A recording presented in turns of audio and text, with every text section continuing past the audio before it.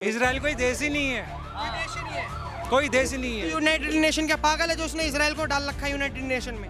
पागल है, हकीकत में पागल है। इजराइल कोई देश ही नहीं है, इजराइल कोई सपोर्ट ही नहीं है। तो इसने क्यों मारा था यहूदियों को? इस बात का जवाब दे। जब अंधभक्त सब कुछ बता। आप अंधभक्त किसे कहते हैं? आप खुद अंगूठा छापा, आप किसी को अंधभक्त कैसे कह सकते हैं? मैं अंध नमाजी कह रहा हूँ, भाई को अंध भक्त कह रहा तो मैं अंध नमाजी कह रहा हूँ, ठीक है? अंध नमाजी कह रहा हूँ भाई इसको। जब ये अंध भक्त कह रहा तो मैं अंध नमाजी कह रहा हूँ। अंध नमाजी क्या होता है? भक्त से अंध बना दिया इसने, तो मैं भी अंध नमाजी कह रहा हूँ। इजराइल का बॉयकॉट क्या कर रहे हैं? 20-20 रुपए की स्ट्रिंग लेके वीडियो बना के फेंक रहे हैं। यहाँ पे फोन फेंको, लैपटॉप फेंको ना, शिप तो उसी में लगी हुई है, सॉफ्टवेयर तो उसी ने बनाया है। 20 रुपए की स्ट्रिंग डालने से बॉयकॉट नहीं होता।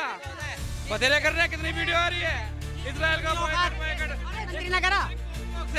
उसका कोई फर्क पड़ेगा?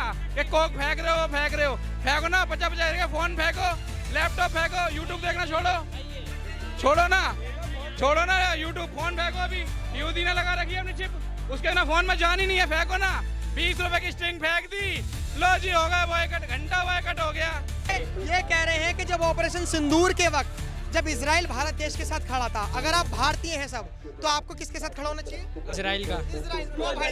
नमस्कार, मैं आकाश कुमार और आप देखना शुरू कर चुके हैं ARS न्यूज़। इस तरीके से आप देख रहे हो कि अमेरिका ने ईरान की 3 जगह पर स्ट्राइक करी है जो न्यूक्लियर वेपन जहां बन रहे थे। इसी मुद्दे को लेकर हम भारत देश के अंदर मौजूद हैं। भारत देश 2 धड़ों में बंट चुका है, 3 धड़ों में कह सकते हैं हम। पहला जो इजराइल के समर्थन में, दूसरा जो ईरान और फिलिस्तीन के समर्थन में, और तीसरा जो न्यूट्रल है।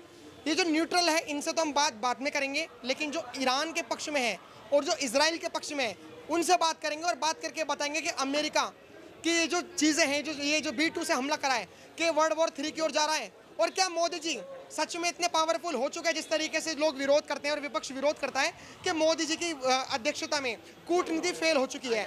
कितनी कूटनीति फेल हो चुकी है इसको लेकर हम बात करेंगे। नमस्कार चाचा, नाम क्या होगा आपका? प्रमोद ठाकुर। क्या लग रहा है कि मोदी जी की कूटनीति फेल हो गई? क्योंकि अब मोदी जी तो मध्यस्थता कराने जा रहे हैं, लोगों के मुंह के ढक्कन बंद हो गए हैं। कूटनीति फेल हो गई, ये कौन बोल रहा है? वो विपक्ष बोल रहा है, वो लोग बोल रहे हैं जिसका कोई वजूद नहीं है। देश में कोई वजूद नहीं रहा तो विदेश में क्या वजूद रहेगा?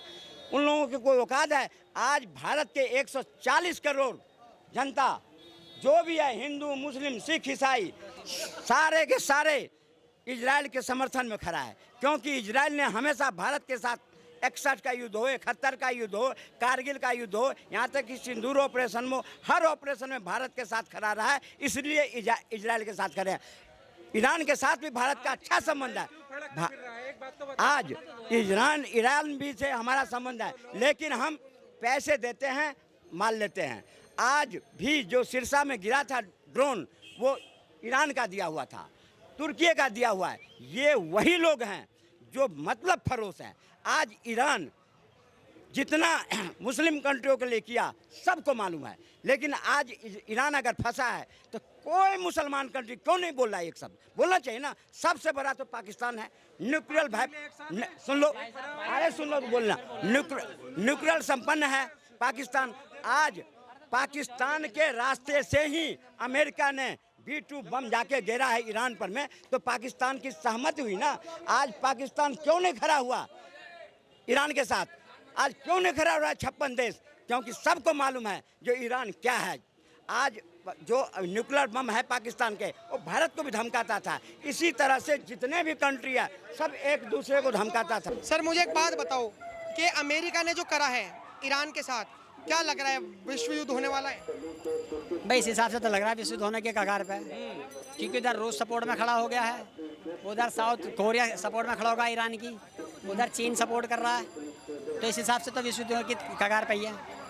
लेकिन अमेरिका के चक्कर में इजराइल ना आए, ज़्यादा फायदा रहेगा।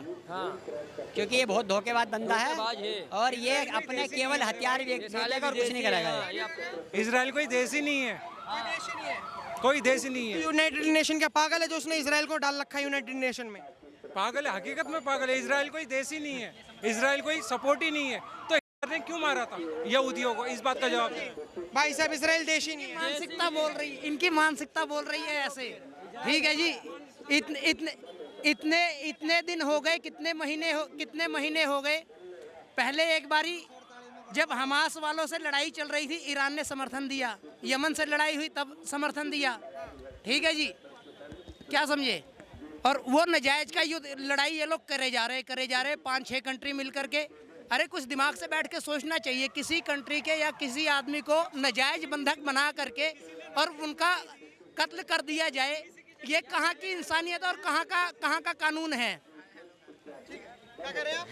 जब किसी देश ने नागरिक, अमेरिका ने तो नागरिकता दी है, इसराइल देश है, और किसी देश ने, मुस्लिम देश ने क्यों नहीं दी? इस बात का अगर जवाब दो। आप मुस्लिम देश की बात कर रहे हो, खुद ईरान ने 1962 के बाद खुद दी थी कि आपको हम देश के रूप में स्वीकार कर रहे हैं। पढ़े लिखे हो आप? मैं अंगूठा भी पैर का लगा। यूनाइटेड नेशन को आप पागल बता रहे हो, बताओ कैसे बात है? भाई बात तो ऐसे तो करो जो समझदार हो। आप बताइए कि क्या लग रहा है, अमेरिका करेगा? जब अंधभक्त सब कुछ बता। आप अंधभक्त किसे कहते हैं? आप खुद अंगूठा छापा, आप किसी को अंधभक्त कैसे कह सकते हैं? मैं अंध नमाजी कह रहा हूँ, भाई को अंध भक्त कह रहा तो मैं अंध नमाजी कह रहा हूँ, ठीक है? अंध नमाजी कह रहा हूँ भाई इसको, जब ये अंध भक्त कह रहा तो मैं अंध नमाजी कह रहा हूँ। अंधे नमाजी क्या होता है? भक्त से अंध बना दिया इसने, तो मैं भी अंध नमाजी कह रहा हूँ। अच्छा, आप मीडिया का रिवॉल्यूशन है, अगर अंधभक्त कहोगे तो तुम्हारे को भी अंध नमाजी सुनना पड़ेगा। नमाजी कह रहा हूँ, सिंपल सी बात है। जब मेरे लिए ये अंध भक्त कह सकता है तो मैं इस बंदे के लिए अंध नमाजी कह रहा हूँ, क्या दिक्कत है? अब क्या लग रहा है, मुद्दा क्या है? मुद्दा ये है कि अमेरिका ईरान का कुछ हाल करेगा भी, या ईरान अमेरिका ईरान का कुछ हाल करेगा तो उसे ईरान देखेगा। हमारा कोई रोल है उसके अंदर? हमारा कोई रोल है? हमारा कुछ रोल है उसमें? हमारा तो कोई रोल है नहीं। जब हमारे देश के प्रधानमंत्री की कोई बाइट नहीं, उनका कोई इसमें दखल नहीं, तो मैं कौन खामखा, हम तो ये कर रहे हैं। और ये जो इजराइल की सपोर्ट कर रहे हैं, इनसे ये बोले इजराइल की सपोर्ट किस बेस पे कर रहे हो? और अगर यहाँ ईरान की सपोर्ट कर रहे हो तो मैं कहता हूँ एकदम बे, अगर ईरान की यहाँ सपोर्ट करता हो कोई, अगर कोई यहाँ ईरान की सपोर्ट करता हो, मेरी नजर में बिल्कुल महाबेवकूफ है वो। किस बेस पे तुम ईरान की सपोर्ट कर रहे हो? हम तो इंडिया सपोर्ट अपने इंडिया की करो, और अगर तुम्हें ईरान की, इजराइल की अगर सपोर्ट करनी है तो सपोर्ट करो केवल मासूमों के लिए। इसराइल का बॉयकॉट क्या कर रहे हैं? 20-20 रुपए की स्ट्रिंग लेके वीडियो बना के फेंक रहे हैं। यहाँ पे फोन फेंको, लैपटॉप फेंको ना, शिप तो उसी में लगी हुई है, सॉफ्टवेयर तो उसी ने बनाया है। 20 रुपए की स्ट्रिंग डालने से बॉयकॉट नहीं होता। बतेरे कर रहे हैं, कितनी वीडियो आ रही है इसराइल का बॉयकॉट। मंत्री ने करा, से नहीं उसको कोई फर्क पड़ेगा कि कोक फेंक रहे हो, फेंको ना, 50-50 का फोन फेंको, लैपटॉप फेंको, यूट्यूब देखना छोड़ो ना यूट्यूब, फोन फेंको। अभी यूदी ने लगा रखी है अपनी चिप, उसके ना फोन में जान ही नहीं है, फेंको ना। 20 रुपए की स्ट्रिंग फेंक दी, लो जी हो गया बॉयकॉट, घंटा बॉयकॉट हो गया। ढंग से करो ना, कर रहे हो तो बॉयकॉट। इसराइल और ईरान का आपने देखा युद्ध हो रहा है, हाँ, क्या लग रहा है भारत देश को किसके साथ खड़ा होना चाहिए? मैंने तो बस इतना ही सुना था कि जब इंडिया पाकिस्तान की जब लड़ाई हुई थी तो इजराइल ने इंडिया की सपोर्ट करी थी, तो अब हमारा भी फर्ज बनता है जब इंडिया और ईरान की लड़ाई। सुनो, ये कह रहे हैं कि जब ऑपरेशन सिंदूर के वक्त जब इजराइल भारत देश के साथ खड़ा था, अगर आप भारतीय हैं सब, तो आपको किसके साथ खड़ा होना चाहिए? अब इजराइल और ईरान की लड़ाई हो रही तो हमको भी थोड़ा सा सपोर्ट करना चाहिए, जितना उन्होंने हमारा करा था इजराइल का।